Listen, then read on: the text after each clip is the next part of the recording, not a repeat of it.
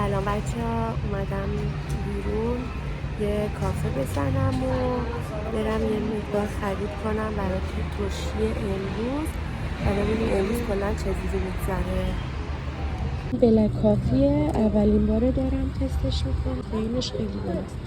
باید تستش کنم ببینم چجوریه.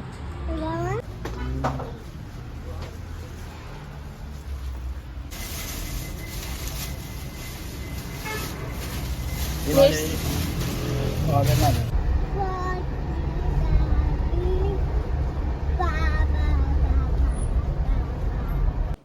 یکم خرید کردم برای ترشی که امروز میخوام ترشی درست کنم و یکم خرید واسه توی یخچال و اگه بشه امروز میخوام پیتزا درست کنم. یه مقدار کلم و بادمجون و لوبیا و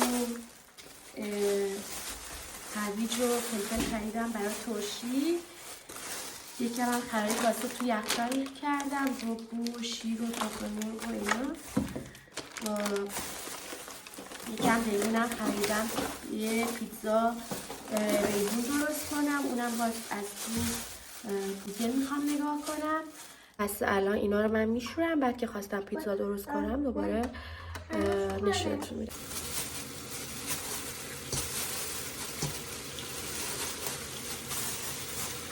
میخوام خمیر پیتزا رو درست کنم. ایشونم دخترم اقیانوس میخواد کمکم کنه.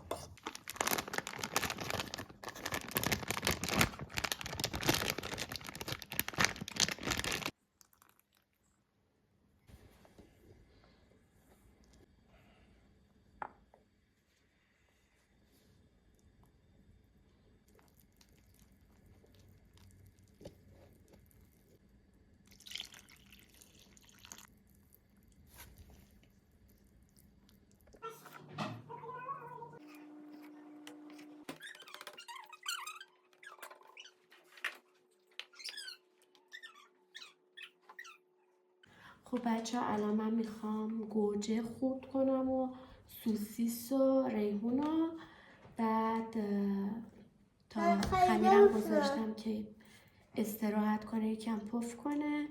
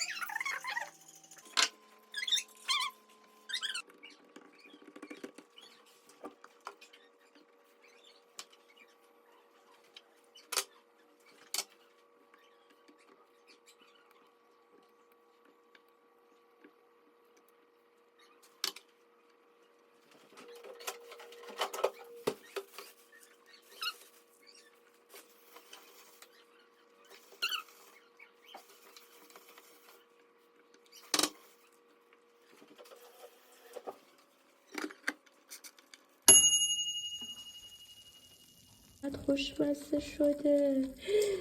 یامی. دای منم درست شد. ظاهرش که خیلی خوبه.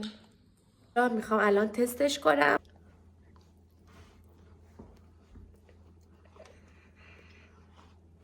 بینمه که